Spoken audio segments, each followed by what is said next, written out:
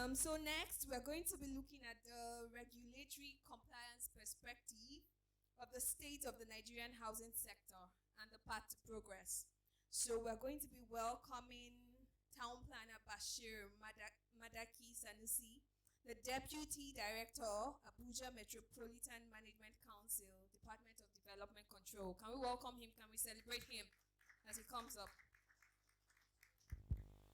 Ladies and gentlemen, good morning.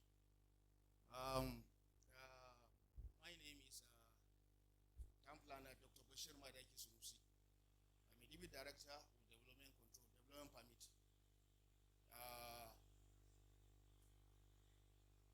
The Chief Executive of Roomeo, I don't know that he will invite me to such an event, because I could remember when they brought this design for approval.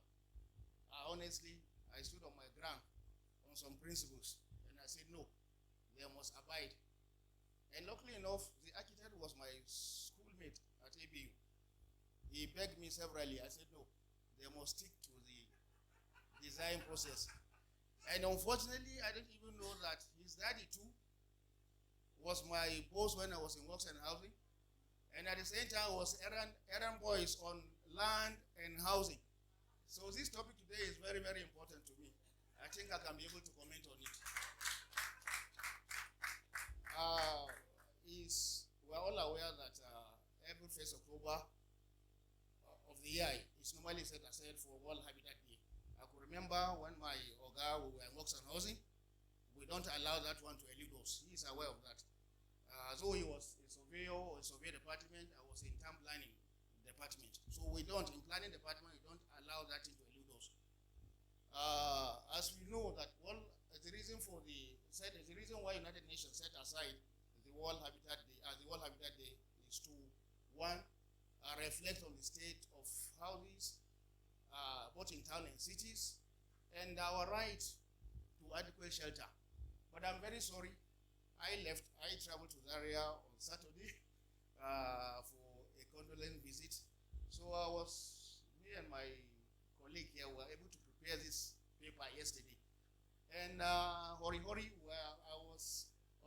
were unable to pick our flash or soft copy. So I'm just going to dwell on hard copy. I'm very sorry.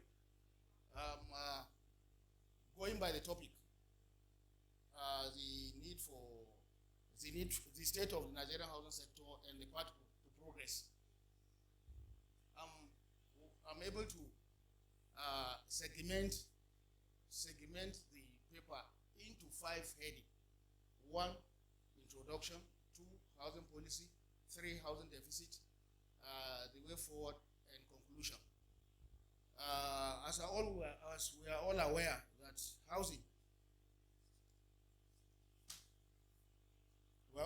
that housing basically cannot dwelling provided for people. Apart from food and clothing, housing is a net hierarchy in terms of human need. This is very simple. Yes, if you can get our daily food, that means we eat,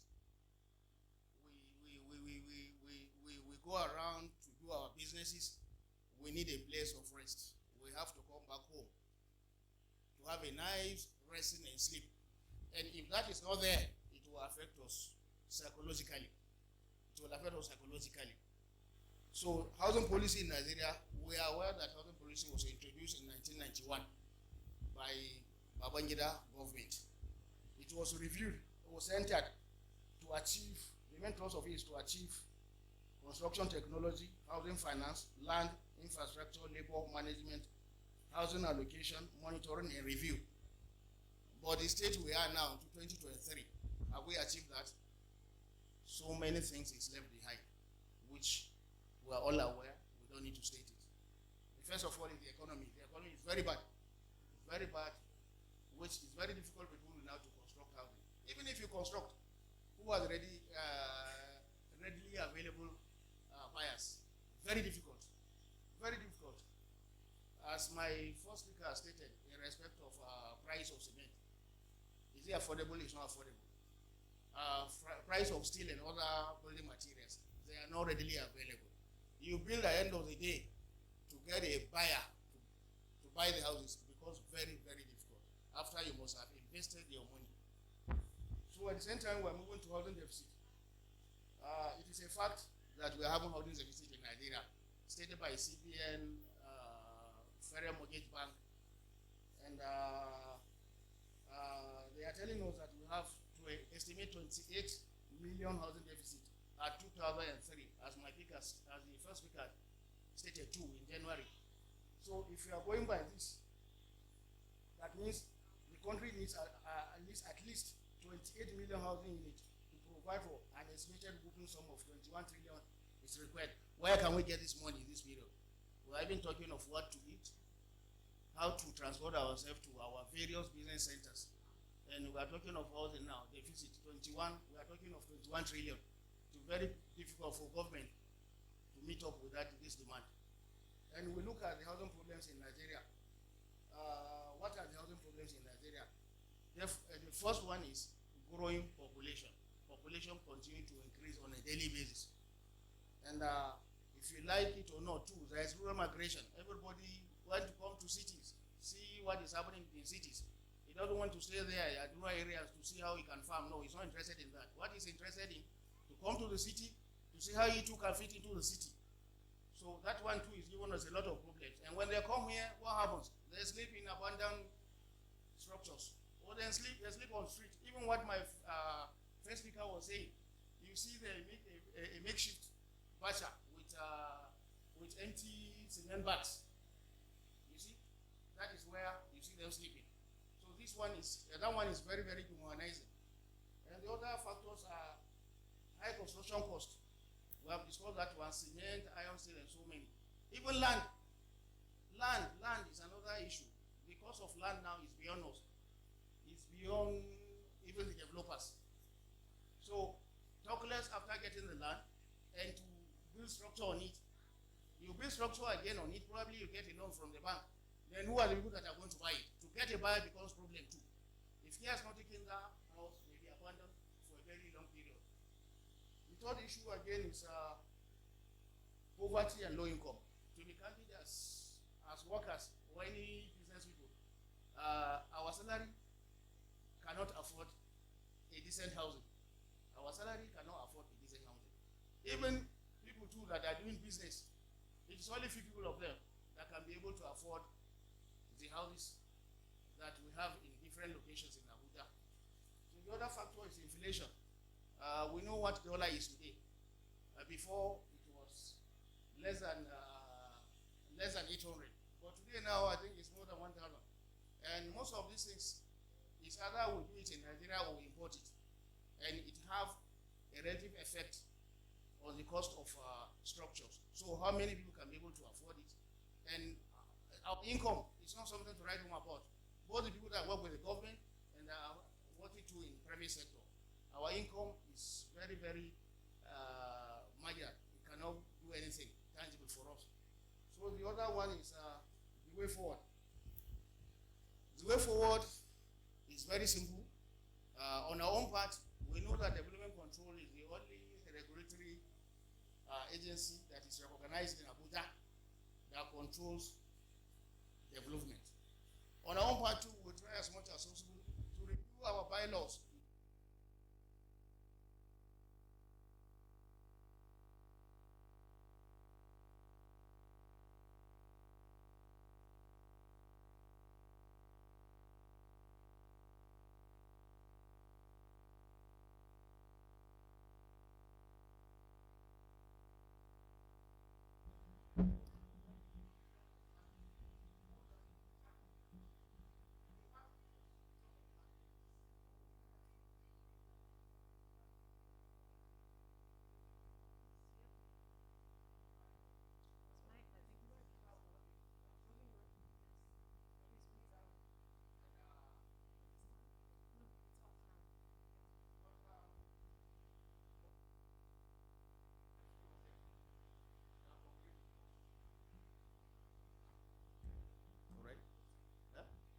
All right, so thank you. On the part of developers, it is only few of them comply with our regulations. Most of them, they prefer cutting corners. Most of them, they prefer cutting corners. Assuming we approve 5 units for a plot size of this particular plot. You see them with our colluding or colliding with our staffs. You see they will add another 2 or 3. That is one. 2 again, they will continue to construct without recourse to development control. You see, we have what we call stages of approval. Even if you are at foundation level, there should be a recourse to us. We're supposed to be there to monitor up to the completion level. But most times, I will not lie to you, they will not come forward. Maybe it is our, because we have what we call management joint site visit every Tuesday. Maybe if you are lucky, that Tuesday, we decide to branch into a construction that is going on. Then if we are able to observe that, then it's either we have 2 options. If it's either we insist that addition must go down, or we decide at all times to ensure we contravene that illegal development. And when we contravene, we try as much as possible to see maybe 10% of the construction cost, so that tomorrow you will not repeat it. But to be candid, there are some people, honestly, they've been outstanding. They comply with our policies. They comply with our laws and bylaws. Like I'm saying here, it's not because I'm here to grace this occasion. Mr. Adiola has been doing that. Yeah, the first period that I shook him very well. So he decided at all times that he is going to, he has decided at all times that he's going to comply with our laws, bylaws. And if he has issues, he normally call on me. We will sit down and see how we can be able to fashion it out. So, to be candid, yes, some of the development have been complying. Some have not been doing that. But we have a way of catching them and then see how they will comply by force. I'm using this medium that please, it's good to comply. When you comply, you know, you have a stable mind. And you don't pray for eventualities in the future. If you comply, you have all those documents. Wallahi, your situation will become easier for you. But if those documents are not there, honestly, there's no way government or anybody can compensate you. So it's good you stick to regulatory laws and bylaws. If you're able to do that, nobody knows tomorrow. Policies can change. Other government development can pass through your plot you don't know. And how do you get compensated? You will not get anything. Maybe you have sunk billions of naira into that plot and you didn't follow the normal procedure. What will you get? You get nothing. So our advice at all times is good. You comply with our regulations. When you're able to do that, honestly, you have a state mind. So my conclusion here is, sorry, that is one way, the way forward. The other ones are the source of raw materials and alternative building materials. Honestly, NIBRI, that's a national building road. Yes, I could remember when I was in school, they undertook one research. All right, they undertook one research in respect of this block, bomb brick, red bomb brick, bond bricks. But even that blocks now is beyond the reach of individuals. So I think government need to, undertake another research. Maybe equip them with financial whatever to undertake another research and see how we can be able to get another local but very strong building material, not only blocks, other building materials. I think government should do that. But the red block bricks we are talking of now is beyond the reach of individual, and at the same time too, the normal blocks that we produce too, as I say too, is beyond us. If you are talking of cement, sand, water, and so many factors, is beyond us.